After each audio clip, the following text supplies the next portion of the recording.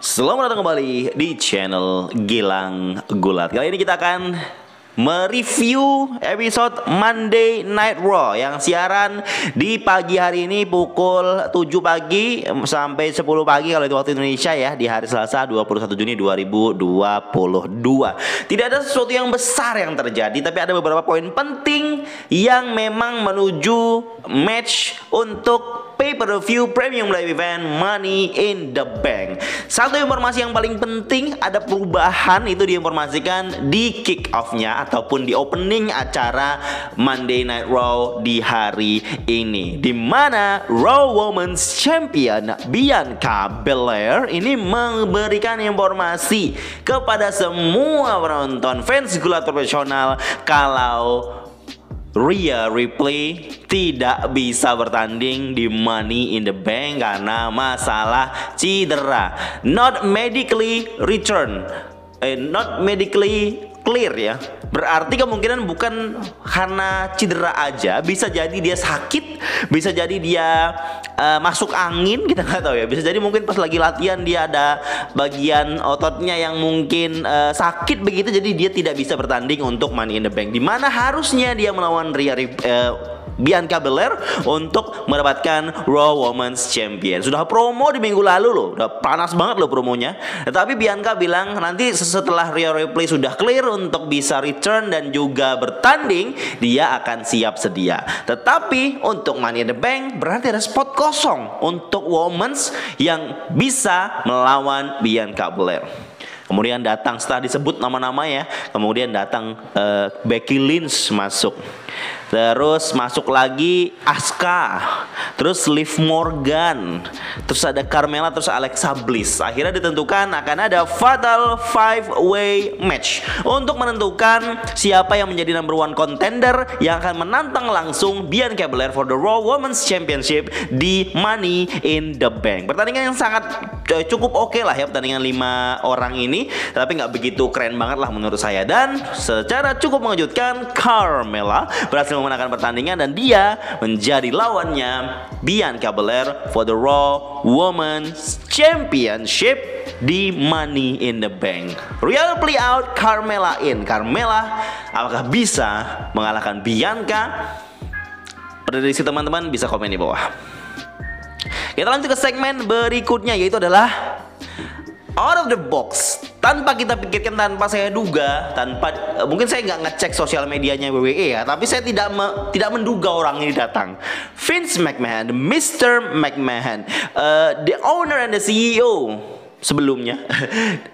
Vince McMahon sudah siap keluar begitu, dan orang ekspektasinya kecil ketika Vince McMahon datang ke episode Raw hari ini, karena kita tahu kemarin diumumkan di episode SmackDown dia bakal datang. Orang ekspektasi ratingnya Raw naik tinggi gara-gara ada Vince McMahon, yang orang penasaran Vince McMahon mau ngomong apa.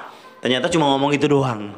Nah di Raw juga begitu, dia cuma ngomong aja kayak ngebuka acara. Setelah match pembukaan itu dia bilang dia siap-siap mempersiapkan WWE Universe untuk kedatangannya John Cena minggu depan. Sedikit ada opening dikit, dia ngomong tentang superstars yang ada di WWE begitu, dan akhirnya sampai ke poinnya dimana dia bilang John Cena return, siap-siap WWE Universe. That's it. And Vince McMahon udah nggak lagi di situ, nggak begitu penting ya. Tapi ada backstage story yang kita dapat sebelumnya. Kalau Vince McMahon itu memberikan aura positifnya di belakang layar. Jadi dia sering kayak senyum-senyum gitu loh, kayak ramah banget kata orang-orang belakang layar nih. Vince McMahon hari itu di episode SmackDown, di belakang layar dia tuh kayak senyum terus gitu loh. Dia memberikan kesan atau memperlihatkan ke orang-orang kalau dia sedang tidak baik-baik, dia sedang baik-baik saja. Nggak ada yang membuat dia khawatir, nggak ada yang membuat dia worry. Kasus dia, penyelidikan dia biarlah berjalan. Dia masih innocent until proven guilty. Sampai dia memang dibuktikan kalau dia salah. Sampai saat ini Vince McMahon masih innocent, masih belum bersalah sampai ada buktinya dan ditentukan oleh pengadilan kalau dia bersalah. Tapi kita tahu, teman-teman yang nonton video saya tahu siapa yang saya sebut, itu Jerry McDevitt. Ini adalah lawyernya McMahon yang kuat sekali, yang pintar sekali, tahu gimana caranya menyelamatkan kliennya. Dan apakah dia bisa menyelamatkan Vince McMahon kali ini? Kita lihat saja. Pokoknya aura yang diberikan Vince McMahon ketika dia berada di backstage-nya WWE, setiap dia datang dia kasih aura positif. Dia senyum terus kata. Ada sumber yang bilang katanya dia Vince McMahon itu banyak senyum, kayak orang baru menang lotre katanya gitu. Agak weird lah melihat bagaimana attitude-nya Vince McMahon setelah ada kabar penyelidikan ini. Moving on, kita lanjut ke segmen berikutnya, yaitu adalah match qualification for men's Money in the Bank ladder match, yaitu Omos melawan Riddle. Riddle berusaha membuat perlawanan, tapi memang dia badannya nggak terlalu kuat untuk menghadapi Omos yang badannya tinggi banget begitu ya. Ya akhirnya Riddle kalah dari Omos di sini yang ditemani oleh MVP. Riddle padahal sebelum match dia udah promo katanya dia mungkin tidak bisa menantang Reign untuk championship lagi di kedepannya karena dia udah kalah kemarin. Tapi dia bisa memenangkan Money in the Bank ladder match for the briefcase. Tapi dia gagal seperti kita ketahui ya. Setelah match, sepas opening promonya sebelum dia match itu dia sempat nyebut namanya Seth Rollins begitu ya. Agak sedikit picking up the fight gitu, kayak ngajak membuat sebuah feud baru begitu ya. Dan memang di akhirnya pas Riddle kalah, Seth Rollins keluar dengan entrance-nya menertawai Riddle dan Rollins bilang kalau Roman Reigns has been ducking him since Royal Rumble, but after he wins Money in the Bank, dia sedikit promo gitu ya. Dia bilang Roman Reigns tuh udah membuat dia rendah lah selama sejak Royal Rumble sampai dia lawan Cody Rhodes kalah terus. Dia akan menang Money in the Bank untuk ngambil kesempatan lagi untuk memenangkan dan mengalahkan, merendahkan Roman Reigns. Dan sempat ada sedikit intrik ya antara Riddle dan juga Seth Rollins, di mana Riddle sempat di curb stomp sama Seth Rollins di atas ring. Dan menurut saya ini bisa jadi planting the seeds atau sedikit menanam bibit-bibit perseteruan antara Riddle dan juga Seth Rollins. Tapi sekarang kita fokus dulu ke Money in the Bank ya. Mereka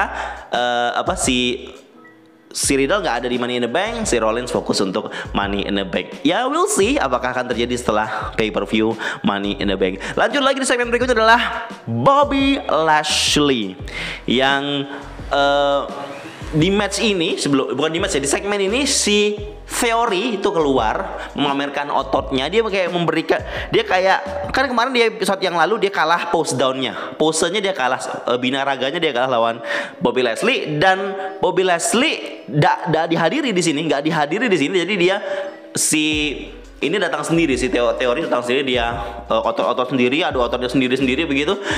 Terus akhirnya pas dia ngerasa dia paling keren gitu, dia mau selfie. Penonton bersorak, dia kira nyorakin dia. Ternyata di belakangnya sudah ada Bobby Lashley yang siap ingin balas dendam. Pas dia selfie ternyata, lah kok selfie-nya ada orang di belakang. Dia lihat belakang Bobby Lashley nyemprotin baby oil, membalas apa yang dilakukan Teori minggu lalu. Dan di sini semakin clear, semakin jelas kalau Bobby Lashley ingin title itu, ingin US title kembali ke tangannya dia, karena dialah yang orang pertama yang memegang desain terbaru US title pada saat zaman Corona tahun 2020 lalu ya. Lashley sempat memberikan spear kepada Theory, dan ini merujuk kepada segmen berikutnya nanti, di mana di wawancara si Theory itu bilang katanya Bobby Lashley kalau mau menantang titlenya, tapi dia harus earn the title match. Dia harus berjuang untuk mendapatkannya dulu baru bisa dapat match ini. Dan sudah diresmikan di beberapa segmen berikutnya, Bobby Lashley akan gauntlet match melawan 3 opponent, 3 pegulat, agar bisa agar bisa mendapatkan title match di Money in the Bank. Jadi nanti gauntlet match itu kan satu-satu. Jadi kalau Bobby Lashley menang satu, ini kalah, satu lagi masuk, satu ini kalah, satu lagi masuk, begitu. Seharusnya seperti itu. Tapi nanti kita lanjut ke segmen berikutnya ya untuk pembahasan match ini. Lanjut adalah matchnya Angelo Dawkins dan Jey Uso. Ini hanya mengisar tentang untuk hyping up match tag team match mereka di Money in the Bank ya, untuk memperpanjang story, di mana di SmackDown itu Montez Ford melawan Jimmy Uso, dan di Raw Angelo Dawkins melawan Jey Uso.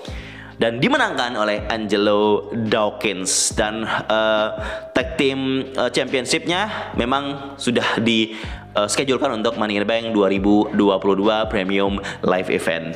Next segment, it's the reason kenapa kita sangat bersemangat untuk menonton Raw hari ini. Dia adalah the return of Elias, and we are ready to walk with Elias. Spekulasi tetap dalam pribadi saya atau dalam pikiran saya tetap berpikir WWE akan membuat satu hal yang memang editan atau sudah direkam sebelumnya. Saya pernah ngomong ini di episode Raw sebelumnya, apa yang akan terjadi begitu ya, sesuai prediksi saya. Dan memang itu sesuai prediksi saya. Memang sesuai prediksi banyak orang lah ya. Di awal-awal sebelum segmen konsernya Elias ini muncul Elias yang beneran Elias dengan jenggotnya, dengan rambut panjangnya, dan dandanan rockstarnya, dengan gitarnya muncul. Terus datang Ezekiel. Ini dalam layar ya, dalam video ya. Ini gampang banget untuk dibikin ya. Memang ini kesannya yang memang membuat untuk si Elias dan Ezekiel adalah dua orang yang berbeda. Ada batasan di tengahnya kelihatan ya. Kita tahu ini adalah editan. Tetapi ada Ezekiel di situ ngobrol sama Elias. Ezekiel betapa dia bangga dengan Elias dan sangat berterima kasih Elias bisa meluangkan waktunya untuk datang di sini. Setelah sekitar 1 tahunan lebih Elias nggak muncul. 1 tahun apa 2 tahun saya lupa juga. Sudah lama Elias nggak muncul di sini hanya untuk membantu Ezekiel. Dan Elias juga cukup bangga dengan adiknya, the younger brother, apa yang telah dilakukan sekarang begitu. Intinya itulah ya. Terus setelah itu up next Elias concert. Saya juga ekspektasi Elias concert ya udah itu orangnya pakai jenggotnya terkesan asli banget, tapi jelas kelihatan jenggot palsu gitu ya, orang yang sama ini.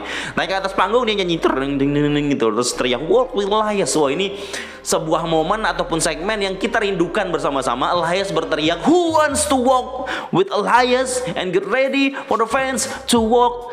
WWE stands for walk with Elias. Gitu lah pokoknya. Dia mau siap nyanyi, sudah ada lagu yang disiapin untuk Ezekiel. Kemudian keluarlah Kevin Owens yang marah-marah, enggak, malam ini kita nggak akan gitu, enggak, stop kata Kevin Owens masih yakin kalian ini orang yang sama, jangan mau bohongin aku, kalian bohong gitu loh. Terus Elias balas dengan nyanyian untuk Kevin Owens membohong, layar begitu. Terus muncul tiba-tiba di layar Ezekiel muncul di layar, dan Elias di atas ring. Ini 2 orang dalam satu segmen loh, ini dalam satu segmen live. Ya kita tahu lah yang di Ezekiel itu adalah yang rekaman ya. Tetapi bagaimana WWE membuat sebuah segmen ini adalah sesuatu hal yang patut saya acungi jempol. Saya ngerasa segmen ini worth it lah.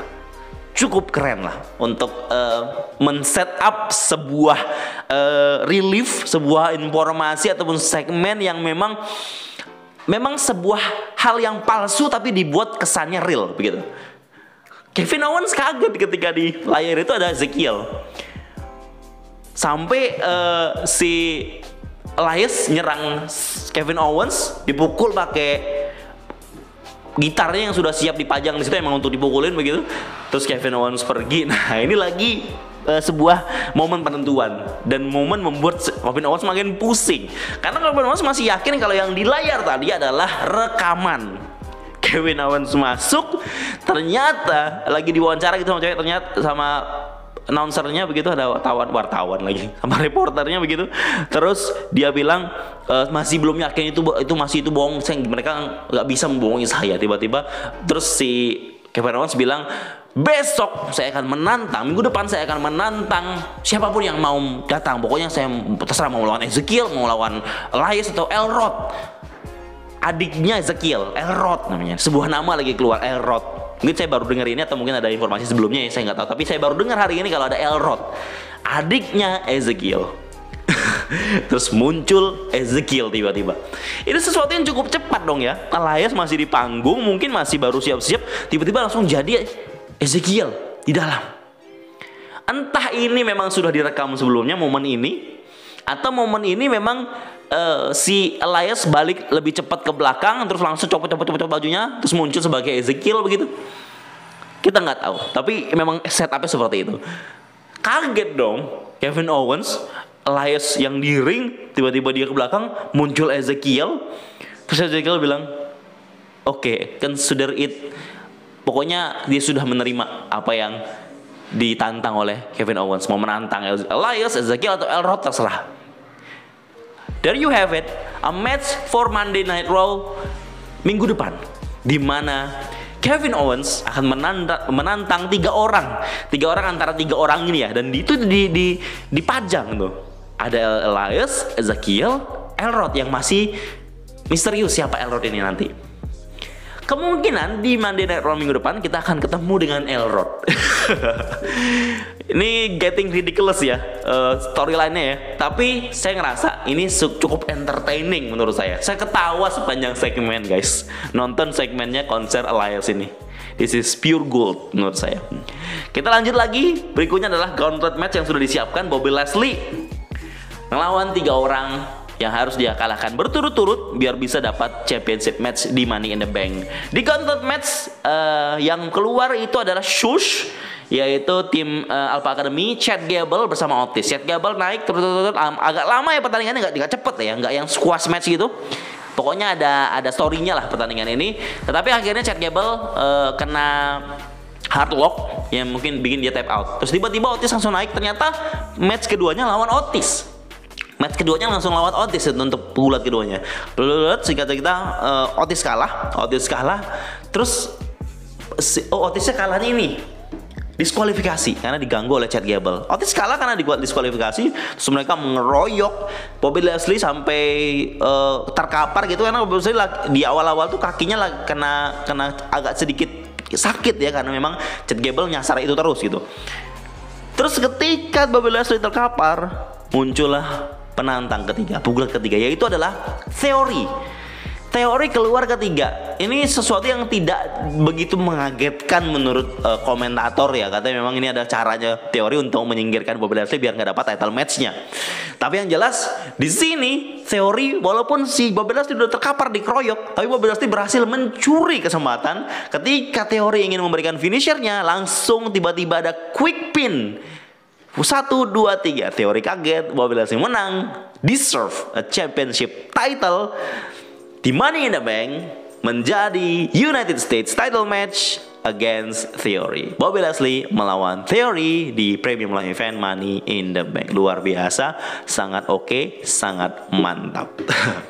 Segmen berikutnya guys, sebelumnya di segmen pas Theory lagi promo itu dia sedikit mengejek John Cena, karena kita tahu Theory akan siap feud dengan Cena, kemungkinan untuk SummerSlam ya guys ya, kemungkinan untuk SummerSlam. Jadi minggu depan ini nanti di Monday Night Raw, kemungkinan besar lagi, saya nggak bisa memastikan, kemungkinan besar lagi John Cena akan ada momen dengan Theory yang akan menanam untuk mengangkat feud mereka menjelang SummerSlam.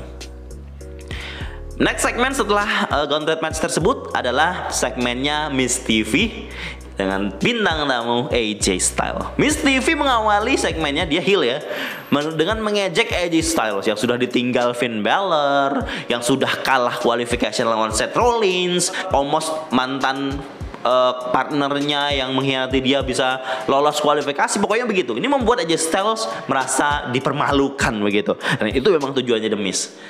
Akhirnya si AJ Styles marah dong, sempat promo katanya Miz memang untuk melakukan dia biar dia emosi gitu. Akhirnya ditonjok The Miz terkapar, tetapi AJ Styles diserang oleh Ciampa. Muncul secara tiba-tiba. Ciampa mendukung Miz di sini. Miz akhirnya berlanjut jadi komentator untuk match mereka, Ciampa lawan AJ Styles. Ciampa kalah begitu saja dengan phenomenal forearm, dan kemudian The Miz muncul. The Miz juga kena style clash dari AJ Styles dengan akhir yang membuat mata tertuju kepada AJ Styles dengan kacamatanya The Miz dia pakai. Inti dari segmen ini adalah mempromokan acara Miz dan Mrs. setelah acara Raw di USA Channel. Itu kemungkinan ya. Kita lanjut lagi ke segmen berikutnya, di mana Firmahan promo. Firmahan ngomong bahasa Inggris campur bahasa India, promo guys. Saya nggak expect ini terjadi ya. Mungkin ada sebelumnya karena saya baru baru aja ngikutin Raw per acaranya, dan saya agak sedikit ngerasa kurang cocok aja ya. Firmahan yang tadinya garang apa segala macam, akhirnya dia diberi kesempatan promo. Karena orang kalau nggak ngomong itu biasanya lebih garang menurut saya ya. Kayak Brock Lesnar yang jarang ngomong, waktu dia sama Paul Heyman lebih garang kelihatannya. Si Omos yang nggak pernah ngomong, MVP yang bantuin lebih garang kelihatannya. Tapi Firmahan promo ya oke lah ya, karena memang ini akan mengarah untuk Firmahan ke depannya. Apakah dia akan terus melawan Mysterios? Karena dua-duanya sudah hancur nih oleh Firmahan. Fear gitulah katanya. Dan ya udah begitu doang. Firmahan hanya diberikan spot untuk tanpa harus ada match-match lagi yang dia pasti mendominasi. Sampai ke match berikutnya, match terakhir, main eventnya adalah ditentukan. Ini lagi-lagi match ini ya, yaitu Asuka lawan Becky Lynch. Di awal-awal sempat Becky Lynch kesal karena dia sudah kehilangan kesempatannya untuk mendapatkan title match lawan Bianca. Dia juga nggak dapat kesempatan untuk ladder match Money in the Bank. Akhirnya dia minta dengan Adam Pearce kasih kesempatannya Asuka melawan Becky Lynch untuk bisa kualifikasi Money in the Bank. Dan guys, Money in the Bank kualifikasi match ini berakhir jadi sebuah kekecewaan untuk Becky Lynch. Pertandingan berjalan cukup oke lah. Ya nggak keren-keren banget, tapi oke. Tetapi ini dimenangkan oleh Asuka. Asuka. Dibilangnya Asuka apa? Asuka Corbuzier. Asuka berhasil menang dari Becky Lynch. Entah kenapa Becky Lynch pelan-pelan turun nih. Atau mungkin memang WWE mau ngasih kesempatan untuk yang lain dulu yang bangkit, biar Becky Lynch santai dulu lah, gak usah bertanding dulu. Tapi mungkin minggu depan Becky Lynch akan sangat marah dengan apa yang terjadi mungkin ya, karena memang dia nggak dapat match apa-apa di Money in the Bank. Atau dia tiba-tiba akan dimasukkan triple threat melawan Bianca dan Carmella again, Becky again. Kita tunggu aja kemungkinan yang terjadi di minggu depan. Satu hal yang saya tarik kesimpulan untuk kualitas dari acara Monday Night Raw ya teman-teman. Beda Monday Night Raw dengan Monday Night Raw yang dulu-dulu, yang sebelum corona lah ibaratnya. Sebelum pemecatan yang besar-besar ini, karena WWE kekurangan talent sepertinya.